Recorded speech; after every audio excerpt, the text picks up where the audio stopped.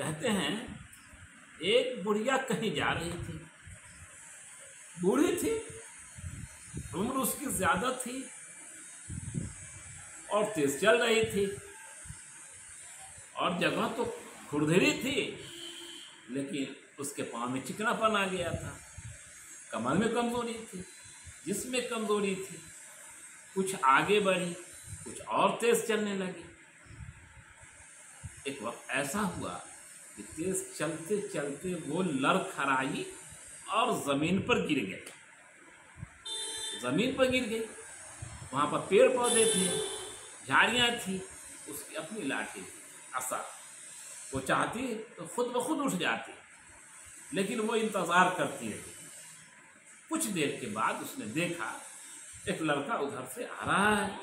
उसने आवाज दिया, कहा, ए बेटा, सुनो बेटा, मैं गिर गई हूँ, मुझे उठा दो। वो लड़का करीब आया, उसने बूढ़ी को देखा, उसने झाड़ी को देखा, बूढ़ी की आशा को देखा और उसने फील किया, यानी कि वो सोचने लगा, महसूस किया कि बूढ़ी चाहती तो खुद उठ सकती थी, जबकि उसको कोई चोट भी नहीं लगी थी। वो भली चंगी थी, वहाँ पर पड़ी हुई थी, लेकिन शौक से ये मुझको बुला रही है, अरे बेटा आओ जरा मुझको उठा दो। उस बच्चे ने हाथ बढ़ाया, धीरे से उस बूढ़ी ने उस बच्चे का हाथ पकड़ा और खड़ी हो गई। तब उस लड़के ने सवाल किया, अम्मा आप खुद उठ सकती थी, लेकिन आपने मुझको क्यों बुलाया? अरे बेटा, हम कुछ देर इंतजार किया है कि कोई आए मुझे उठाए। सुनो बेटा, बात ये है कि एक हाथ की कमाई, अपने एक हाथ की कमाई दूसरे हाथ को मिलती है। मैंने ऐसा इसलिए किया है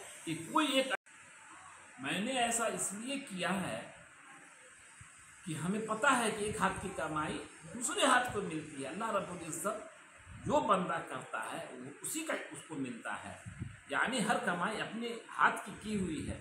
आज कोई बंदा आए और मुझे उठाए, कल होकर बेटा तुम भी बूढ़े होगे, तुम भी चलोगे, तुम भी लड़खड़ाओगे और गिर जाओगे, तो अल्लाह रब्बुल इज्जत किसी फरिश्ते को भेजकर, किसी इंसान को भेजकर तुम्हें भी उठाएंगे।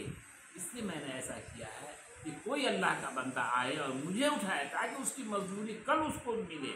हम हज़रत मोहम्मद सल्लल्लाहु अलैहि वसल्लम की उम्मत हैं, हम लोगों को दावत दीन देते हैं। बुढ़िया ने कहा, बूढ़ी ने कहा, हम लोगों को दावत दीन देते हैं और एक नेकी सिखाते हैं।